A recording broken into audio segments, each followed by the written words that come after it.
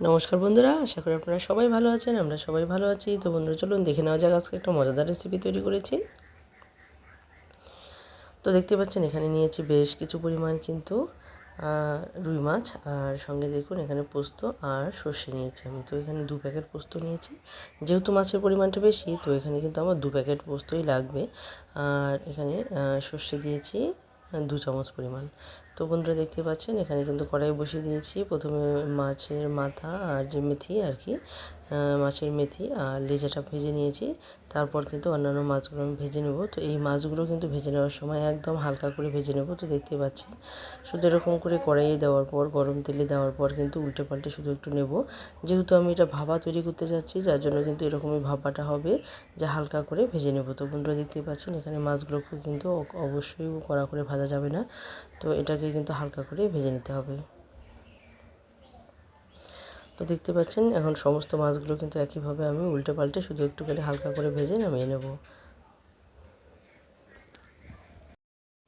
তো বন্ধুরা দেখতে পাচ্ছেন এদিকে মাছ ভাজা হয়ে গেছে, আর এখানে আমি মশলাটাও রেডি করে নিয়েছি। তো এখানে কিন্তু আমি হলুদ গুঁড়ো আর সাথে দিয়েছি কিন্তু ঝাল লঙ্কার গুঁড়ো। তো আপনারা চাইলে কিন্তু কাশ্মীরি লঙ্কার গুঁড়োটাও ব্যবহার করতে পারেন। তো এখন শুকনো লঙ্কাগুলো মশলাগুলোকে গুলিয়ে নেওয়ার জন্য আর একটু জল আমি কিন্তু এখানে দিয়ে দিয়েছি। তো বন্ধুরা দেখুন এখানে মাছ ভাজার পর যে অবশিষ্ট তেলটা ছিল, সেই তেলের মধ্যে কিন্তু আমি এখন দিয়ে দিচ্ছি কাঁচা লঙ্কা। তো কাঁচা লঙ্কাগুলোকেও কিন্তু হালকা একটুখানি ভেজে নেব।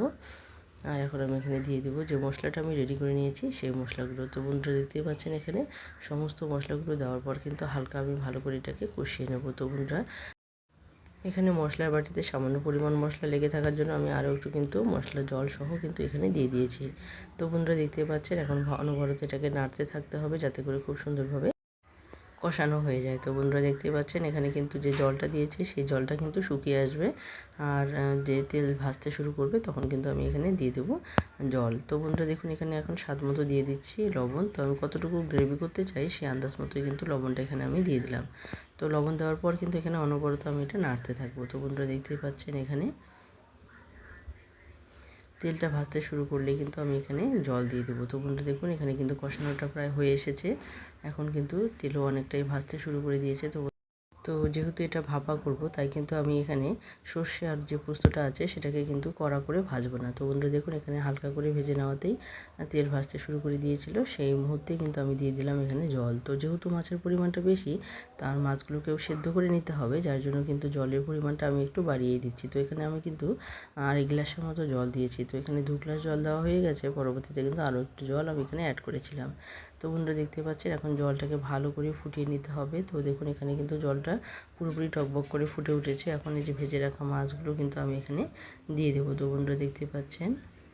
তো বন্ধুরা এই জলটাকে যতটা ভালো করে জাল করে ফুটিয়ে নিতে পারবেন, ততটাই কিন্তু এটা সুস্বাদু হবে। তো বন্ধুরা দেখুন এখানে ঝোলের জলটা বেশ খানিকটা দেওয়ার পরে কিন্তু আমি 3-4 মিনিট ভালো করে ফুটিয়ে নিয়েছি। এতে করে কিন্তু ঝোলের জলটা পুরোপুরি ফুটে উঠেছে।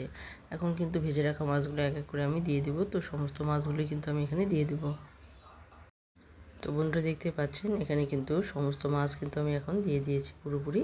তো মাছগুলো কিন্তু পুরোপুরি ডুবে গেছে। তো দেখতেই পাচ্ছেন এখন মাছগুলোকে ভালো করে জাল করে নিয়েছি। তো দেখুন এখানে মাছগুলো কিন্তু আমি মিডিয়াম টু লো হিটে কিন্তু ভালো করে জাল করে নিয়েছি, আর নিচ থেকে কিন্তু একটুখানি নাড়িয়ে দেবে, যাতে করে পোস্তগুলো লেগে না যায়। তো বন্ধুরা দেখুন এখানে কিন্তু জাল করে নেওয়ার পর, বেশ ঘন করে নেওয়ার পর কিন্তু আমি এটা নামিয়ে নিয়েছি। তো বন্ধুরা দেখতেই পাচ্ছেন একটা থালার মধ্যে কিন্তু নামিয়ে নিয়েছি, যাতে করে পরিবেশন করতে সুবিধা হবে এবং মাছগুলো কিন্তু ভেঙে যাবে না। তো বন্ধুরা দেখতেই পাচ্ছেন কতটা লোভনীয় হয়েছে এই রেসিপিটি।